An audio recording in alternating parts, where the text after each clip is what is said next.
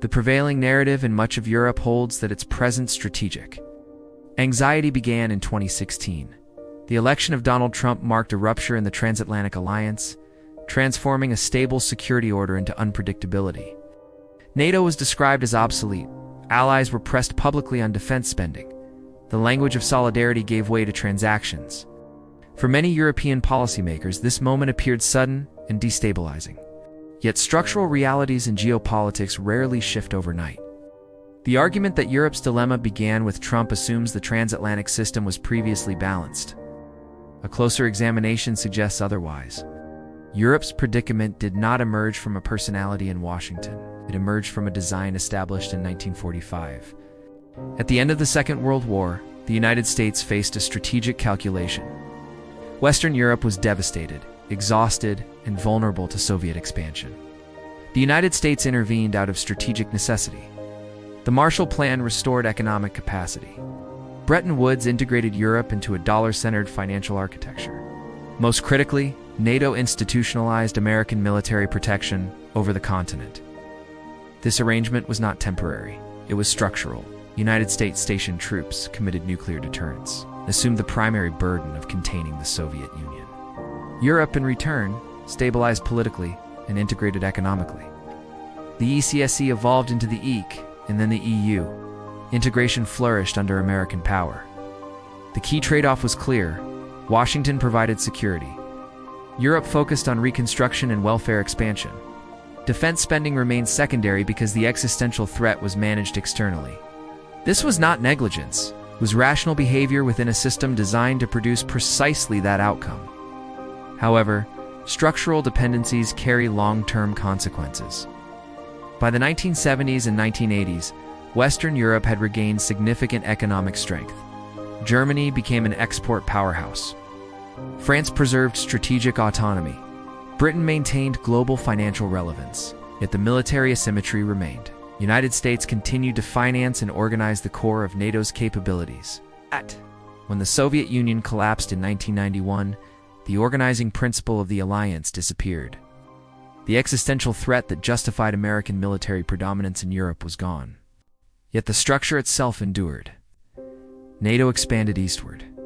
European defense spending declined further. The United States shifted attention to the Middle East, engaging in prolonged conflicts. During this period, the imbalance deepened.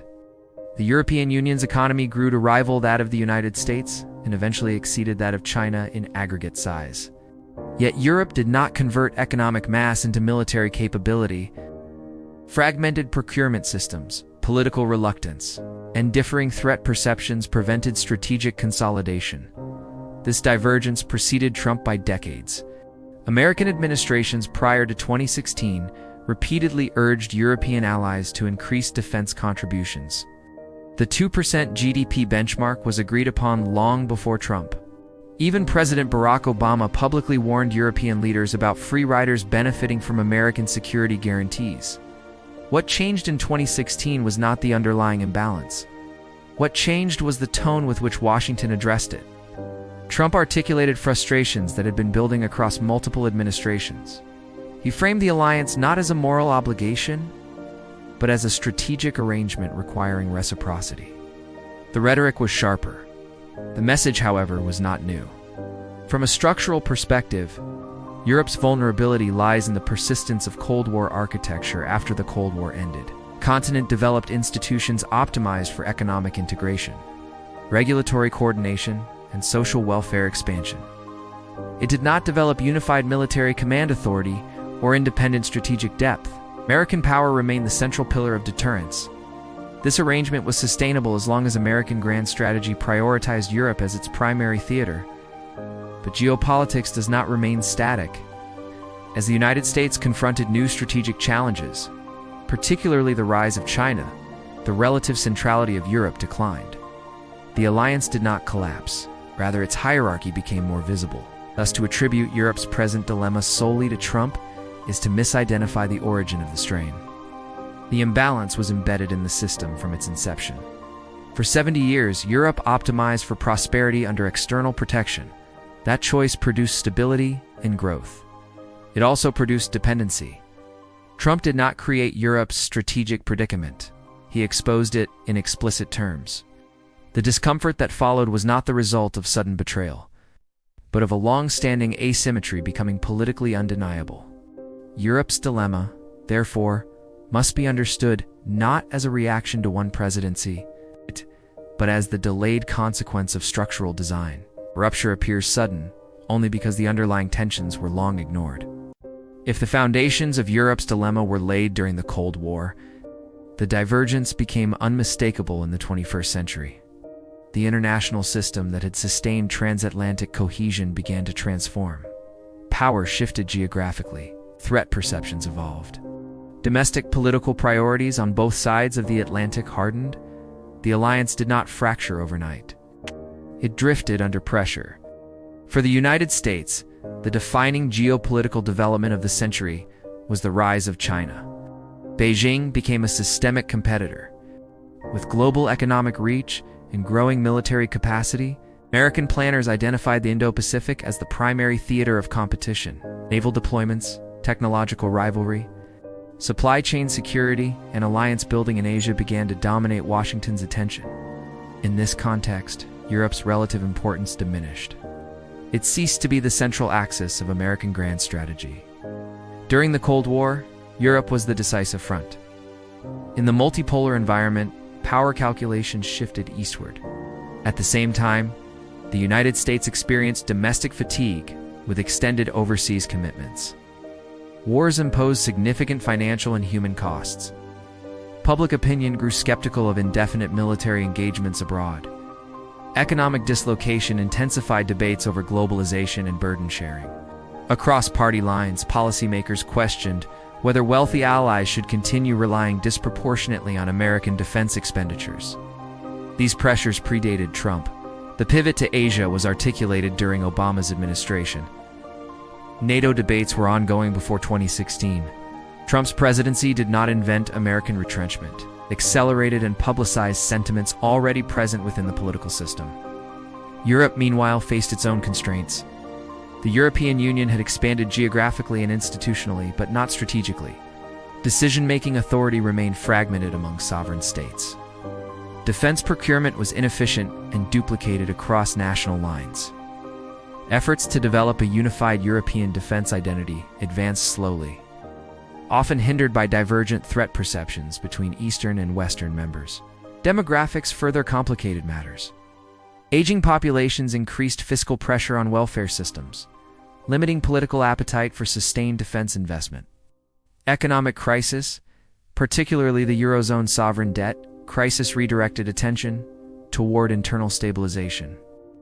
The political energy required was largely absent. Thus, while the United States recalibrated its strategic focus, Europe maintained assumptions shaped by the Cold War. The expectation of American protection persisted. Even as American priorities evolved, the divergence was gradual but structural. The debate over NATO's 2% defense spending target illustrates this pattern. Agreed upon in 2014, the benchmark was intended to address capability gaps, yet compliance remained uneven for years. American frustration was not confined to one administration. What differed under Trump was explicit conditionality. His approach reframed the alliance as transactional, but the underlying concern-burden asymmetry was long-standing. European reactions were shaped as much by tone as by substance. Public questioning of Article 5 commitments challenged deeply embedded assumptions about transatlantic solidarity. For European leaders, the rhetorical shift signaled unpredictability. For many in Washington, it signaled overdue realism. The tension, therefore, reflected misaligned strategic incentives rather than sudden hostility.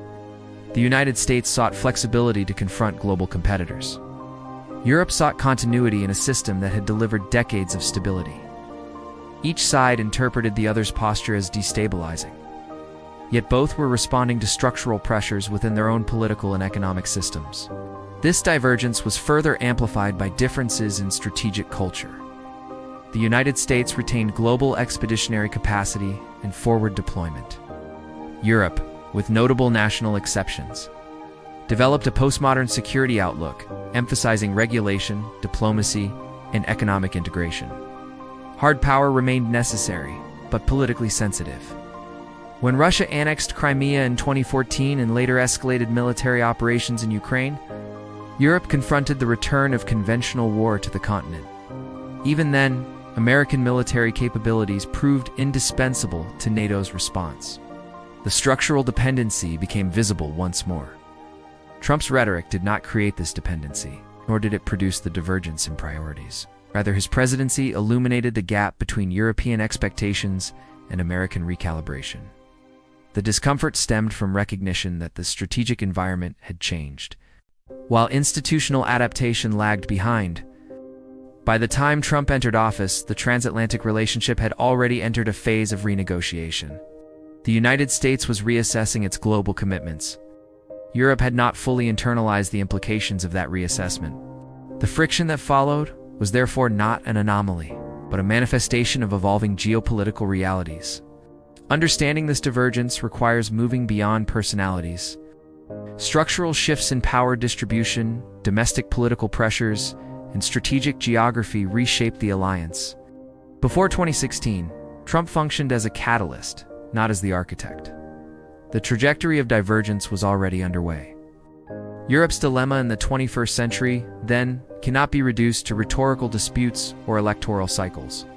It reflects a deeper question.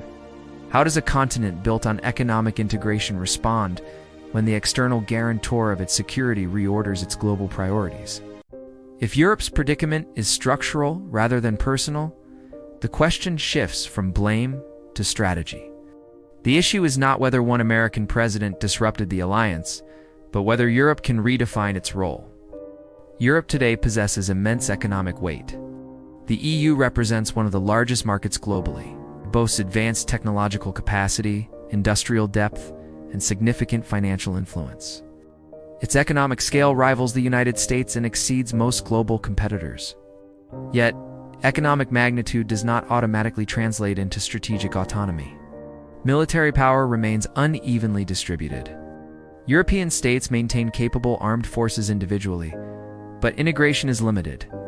Command structures remain national, and procurement systems are fragmented. Strategic lift, intelligence, missile defense, and nuclear deterrence still depend heavily on American infrastructure. Even with increased defense budgets, coordination challenges dilute the overall impact. This creates a paradox. Europe is too large to be dismissed, yet insufficiently unified to be an independent power. The dilemma is internal as much as external, rooted in institutional design. Three broad pathways now present themselves for Europe's future. The first is genuine strategic autonomy, requiring sustained increases in defense spending. It demands deeper integration of command structures, harmonized procurement, and political consensus. This also demands public acceptance of higher military commitments in societies prioritizing welfare. Such transformation is possible, but entails political costs and fiscal trade-offs historically resisted. The second pathway is continued reliance on the United States, but under revised terms. Europe accepts that American support will increasingly reflect Washington's global priorities. The U.S. may remain committed to NATO, yet expect greater European burden sharing and leadership. This preserves the alliance, but acknowledges a shift in hierarchy, limiting Europe's strategic influence. The third possibility is gradual fragmentation within Europe itself. Eastern members, perceiving threats from Russia, may seek deeper bilateral ties with Washington. Western European states might pursue greater diplomatic autonomy. Such divergence would weaken collective leverage and complicate unified policy responses. Fragmentation would not necessarily dissolve the EU, but constrain its ability to act coherently. None of these outcomes depend on Donald Trump alone. American strategic recalibration is bipartisan. Concerns about burden sharing and Indo-Pacific prioritization extend beyond a single administration.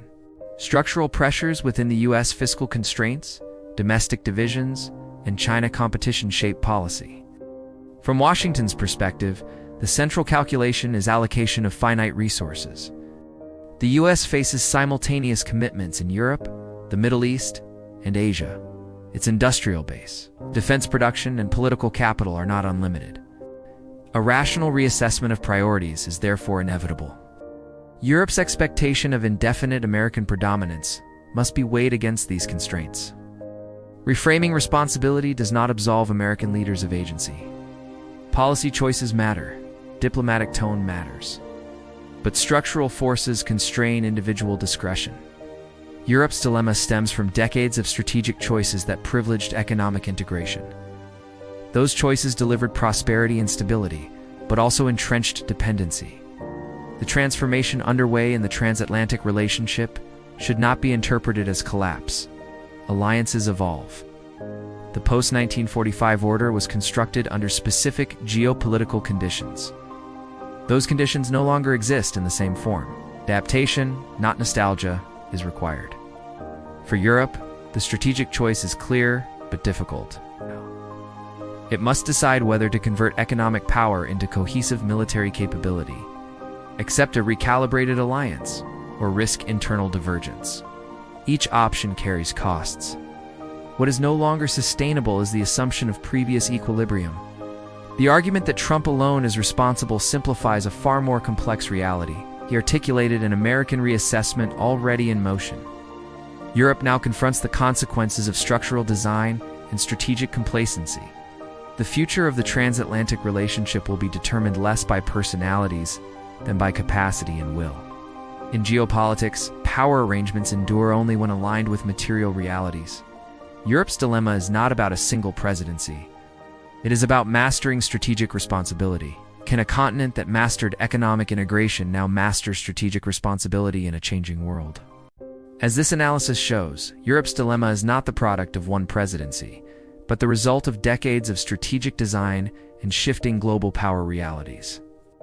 Thank you for taking the time to engage with this discussion. Serious geopolitical questions require patience, context, and thoughtful examination. Your presence here makes that possible. If you value calm, in-depth analysis without noise or sensationalism, consider subscribing to the channel.